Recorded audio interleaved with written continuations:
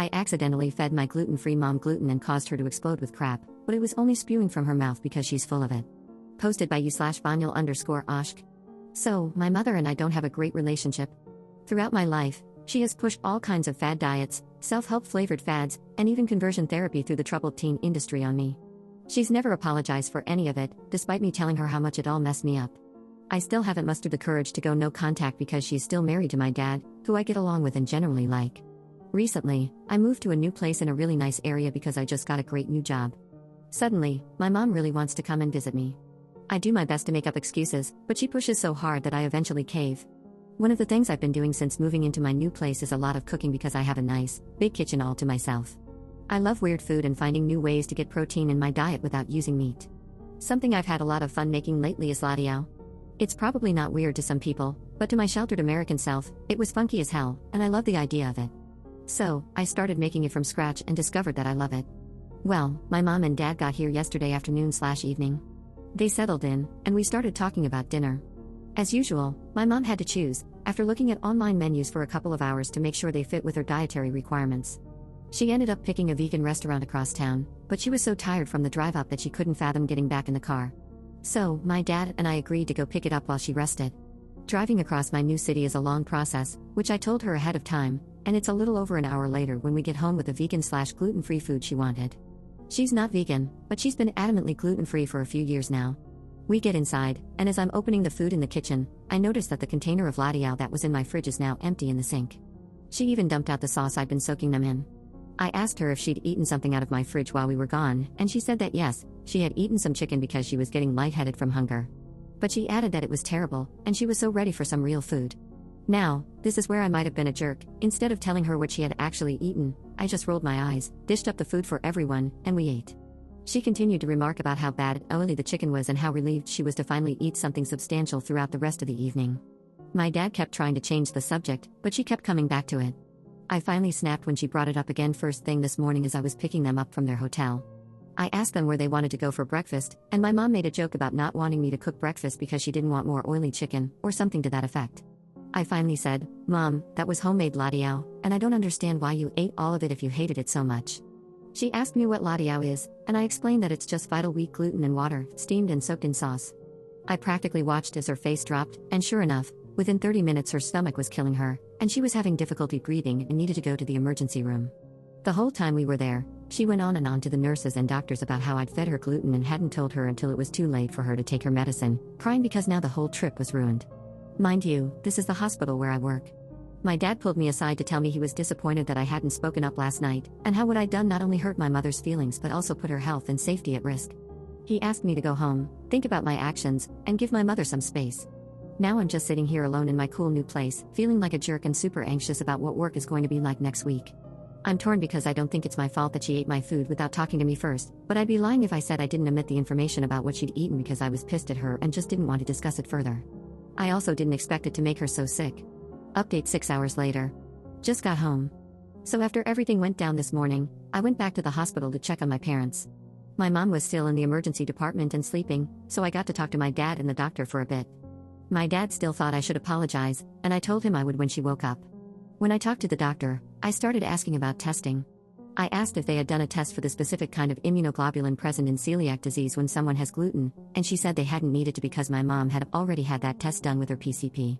The doctor then asked me if I worked in the medical field, and I told her that, yes, I worked in the lab. She then volunteered a bit more information than she probably should have, but I'm glad she did because I feel a bit better. She managed to get my mom's lab results faxed over and looked them over. Apparently, my mom's TTG-EGA was low enough that it was absolutely clear she does not have celiac disease. The doctor had offered to refer her for a biopsy, which is the standard procedure for confirmation of celiac, but my mother declined. I later confirmed with my dad that it was because she didn't think it was worth the expense and pain of surgery to confirm something she believes she already knows. Furthermore, according to the nurse, my mother was given lorazepam, which he told me was for her stomach pain and nausea. He actually put this in air quotes with his fingers. In case you're not familiar with lorazepam, it's a benzodiazepine that's also used as an anti-anxiety sedative, along with treating some gastro symptoms. Apparently, the medicine my mom had been talking about was some kind of holistic/herbal remedy. The cherry on top is that the nurse is Chinese and loves ladiao, so now I have a new work friend. I thanked them for all their help, and they indicated that she was ready to be discharged. My dad wasn't inclined to wake her up, but I explained that there were other people waiting to be seen, and they couldn't be seen if there were no open beds. I then asked the doctor if she could write my mom a prescription for more lorazepam, which she agreed to, and that seemed to placate my dad. I wheeled my mom out to my car. She was high as hell, going on and on about how she couldn't believe I'd poisoned her and saying that if I wasn't her daughter, I'd be going to prison. I just apologized, didn't offer any excuses. When I got them to their hotel and my mom was waiting on a couch in the lobby while my dad grabbed her bags from my car, I told my dad it was probably better if they just went home. I'm not going to lie, I got a little emotional. He agreed. So yeah, based on the lab work and the way the emergency department staff were acting, I'm convinced my mom was faking for sympathy and attention. Not that it matters because my dad will always support her no matter what. I'm never having them over again. I don't know what would have happened if I didn't have surveillance cameras. Motion detected backyard camera. The notification sound on my cell phone merrily jingled as the screen came to life for the 10th time since I had come outside to assemble the wooden playset that now somewhat resembles a functioning slide. I sighed and once again closed the security camera app, only mildly annoyed by the hypervigilance it displayed every time I moved more than 5 feet. Ever since our home had been broken into and ransacked, me and my wife had become something of security nuts. I still remember that day with absolute clarity, coming home from what was supposed to be a fun family outing to the movies, only to find our sliding glass door shattered and every possible earthly treasure inside unceremoniously stolen. Joan, my wife, could not sleep for months, restlessly pacing to and from our son's room at least 5 times a night. I did not like the idea of having our house broadcast into the void across Wi-Fi, but the security system allowed both of us to virtually keep an eye on the home, which relieved a lot of stress. Today, Joan and Michael were at choir practice until 7 p.m., so I decided to finally finish the swing set I had been procrastinating about for weeks. It was sweaty, confusing work like a Legio kit made of blocks that left behind dozens of splinters. As I was lost in thought, sanding down a support beam, I felt a harsh tug on my palm and saw the bright crimson of blood dripping onto the grass. "I swear this thing's going to kill me," I exclaimed to nobody in particular as I walked inside to wash my hand out. As I sat in the bathroom, applying a bandage, I felt my phone vibrate once more. As it was already close to 7, I expected to see an update from my wife as she readied to come home, but was instead greeted by the familiar alert. Motion detected, backyard cam. Oddly enough, when I looked at the phone, the yard appeared completely still and devoid of any intruders. Everything looked exactly as I had last seen it. I shook away the unease that had begun to creep up the back of my neck. Just a software glitch, nothing to worry about. I was about to return to cleaning up my scratch when the damn phone buzzed again. It was a text this time. Joan would be late, apparently bumper-to-bumper traffic.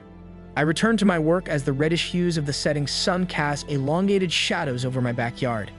There is something undeniably meditative about working with your hands, especially when you spend most of your day stuck behind a desk slaving away for some billionaire across the nation. With all the orders coming in, will I even have a chance to watch Michael play on this set? While I was lost in my reflection on the nature of modern economics and work-life balance, I felt my phone buzz for what must have been the 500th time. Expecting a text from my wife, I glanced down and was met with a screenshot image of the small, green lawn I was standing in. I was about to return to my work when something caught my eye and made me nearly jump out of my skin. In the still image barely visible on a cursory glance, I could see a hunched, pale figure crouching at the far corner of my yard. With its back turned, I could not make out any details, but the spine and ribs pressed up against its pale, naked skin looked grotesque. It was as if it was made of spiky thorns, which were pressing up against its flesh trying to escape. This thing, whatever the hell it was just a few feet behind me. I didn't dare to turn around, not just because I did not want to alert it to my knowledge of its presence, but because my whole body was frozen by fear. I was watching the live feed now, able to see myself trembling with abject horror as this strange figure sat motionless behind me. What if this is just some malnourished guy on a bad trip? The explanation I conjured up sounds even worse in writing than it did in my head, but the rationalization was all I had to cling to avoid a complete mental breakdown. Slowly, as casually as I could, I began to walk to the open back door of the relative safety of my house. I barely took my eyes off the small, pixelated image, but the creature did not move. As the door slammed behind me, my adrenaline kicked in as I sprinted to the garage. In my safe, there was a hand-me-down 1911 pistol. I knew whatever or whoever this thing was, I would feel better armed. As I fumbled with the combination, I nearly screamed as I saw the figure in the yard stand up slowly. It looked unnatural, bones snapping in and out of place as it slowly turned to face the camera. Its face was covered in a multitude of eyes, human eyes of varying colors. They all rolled around crazily, looking in every direction at once, bulging out of the sockets that protruded from every surface of its hideous face. My heart was pounding in my ears as the monster slowly began to lift its right arm, savagely clawed fingers unclenching to reveal their absurd length. The hairs on the back of my neck stood straight, and a cold sweat broke out on my forehead when I saw what this thing was doing. With its disproportionate arms stretched high, it was waving to the camera, dozens of its eyes fixed on the lens. Panic began to set in when I realized it knew that I was watching. For a few minutes, I sat there frozen, clenching the pistol and grinding my teeth, locked in a staring contest with the monstrous eyes that stared mockingly up at me from my phone. Then a sudden sound above me made me jump out of my skin. Oh shit, Joan and Michael are back. The garage door slowly raised and my wife, with a sudden concerned look, climbed out of her Subaru and started walking towards me cautiously. Ben, what's going on? Why are you holding the gun? She asked with apprehension, raising her voice to a higher pitch. Wordlessly, I gestured to the glowing image of our yard to show her the inhuman monstrosity I was cowering from. She stared down, her concern turning to genuine confusion. Babe, what are you showing me?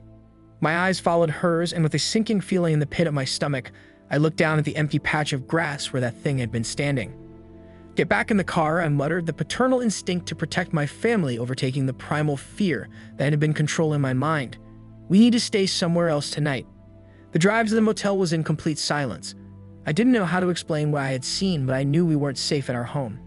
During that whole night, I kept getting notifications that the camera detected movement outside the house, but no matter when I looked, there was just nothing there. I know it seems crazy, but I think whatever that thing is, it was toying with me. We stayed in that dingy room for 2 nights, and I can tell it put a strain on our relationship. I gave Joan some half-assed excuse about it being a burglar. I even filed a false report to our local PD. She's trying to be understanding, encouraging me to get therapy and all that nonsense. But I can see in her eyes the same fear she had of me when she found me kneeling in the garage clutching a gun. When we went back to our home, I hoped maybe some normalcy would return. As we walked in, the silence hung heavy in the air. Everything seemed eerie despite the familiarity. Before we got settled back in, I insisted to my wife that I should check all the rooms. It was strange, feeling like an intruder in our own house, silently creeping from bedroom to bedroom looking for anything out of place. At last, I came to Michael's room, and what I saw in there made the color drain from my skin. The window facing the backyard was completely ajar, curtains blown gently into the cold breeze. The bedsheets had been completely shredded into thin ribbons, which had been haphazardly strewn around the room. I had to stifle the scream that welled up in my throat when I remembered the jagged claws that the figure had on its disfigured hands. It's been a few days since then, and at first my wife was completely understanding about having Michael sleep in our room. She chalked it up to some trauma I had from the first home invasion we suffered. But I still haven't told her what happened or what I saw in his room. I don't sleep anymore, memories of that terrible day still replay in my head, and I need to be more vigilant than ever. Because that thing is still out there, and every night I wait and watch as my phone screen silently illuminates with repeated notifications, each one filling me with dread. Motion detected, backyard cam. My tattoo artist husband got a bigger tattoo on his already tattooed face, and I hate it, but what did I expect? My husband got his face tattooed, and I'm mad, and I don't know if I have a right to be. My husband got his face tattooed, and I am angry, and I don't know if I have the right to be. Hello. Throwaway account, but if my 29F husband, 31 meters, sees this, he will know it's about him anyways. Important information here is that he is a tattoo artist, so he definitely isn't hurting his career. He also already had face tattoos. I wasn't happy about them originally because his career wasn't stable when he got them, but they are small and tasteful, and I've grown to love his face with them. When he said he wanted to cover one of them to match the other one, I was on board. I understood that. But he covered it with a huge, ugly number. It just looks bad. He asked me what I thought, and I asked him not to. I've asked him so many times to not tattoo his face all up. He has such a nice face. Now it looks like he's got a giant scar on his cheek. I'm just so upset that he asked what I thought and did the opposite anyways. I genuinely hate how it looks. We've had a rough 2 years largely due to his disregard for me since the birth of our son. Now it just feels like he's got the symbol for how little he cares about me or respects me plastered on his face. I can't look at him. I can't talk to him. I don't even want to fight about it, since obviously there's nothing to be done. He's already done it. But then I'm like, well, it's his body. Who am I to say what he does to it? Eck? I am just sad and angry, and I'm trying not to explode because I don't even know if I have a right to feel this way. I just don't trust him. It's always 2 steps forward, 3 steps back. I'm so tired. I have just lost all confidence and self-worth in myself. I am terrified of one of my best friends posting photos of one of the happiest days of her life, aka her baby shower for her first child, because I am so overweight and gross looking in the photos. Seeing photos of myself make me feel disgusting, talk about behind my back, embarrassed and forgotten. I was 5'6" and 130 ilbs or less for majority of my life. My mom then committed suicide in 2020, and since then, I have developed a severed addiction to food. I never stopped thinking about what I ate or what to eat next. I also started binge eating bad. At first, due to initial stress, I didn't put a lot on, but then it all happened at once. At any given point in my life, I have put on 2 to 5 ilbs every 2 to 5 years. Between 2021 and 2023, I put on about 80 ilbs. I am ashamed to say it or see it on the scale. My boyfriend doesn't even know I weigh this much because I am so embarrassed. I weigh more than him, and if you ask him, he thinks I am 20-30 ilbs lighter than him since I am a girl. I don't feel pretty or lovable or worth much. I try to work out and whatnot, but I can't kick the binge eating, and the weight only differentiates by 2-3 ilbs. I have no health insurance, so I cannot afford to see a therapist or a nutritionist, as I know some people may suggest. I wish I could. I just want to post here cause I have no one to vent this to and feel so alone. I just cashed a lottery scratcher I didn't pay for.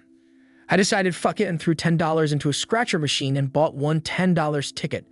This is even worse considering I'm unemployed and using state resources. I've spent $300 in food stamps this month, I've gotten 3 free prescriptions, and just this week, I've had 3 free doctor's appointments. Instead of 1 ticket, the machine accidentally spit out 3. They were all folded together, so the machine didn't tear them off like it was supposed to. I scratched the first ticket, the one that I paid for, and nothing. So I scratched the second and third tickets, the one I didn't pay for, and I won $50. I said to myself, is this right? Should I throw it in the trash? Well, I didn't throw it away and I got my $50. I justified it in 2 ways. First, the lottery is fucking predatory, with slogans like, hey, it could happen, and imagine what a buck could get you. It's selling false hopes and dreams to people who will never get out of a shitty situation. Second, I once couldn't cash in a $10 winning ticket while in another state at the airport, because there was no fucking attendant next to the machine selling the tickets. How can you sell tickets but not allow people to cash them in? So yeah, I got $40 for free tonight, and I feel okay about that.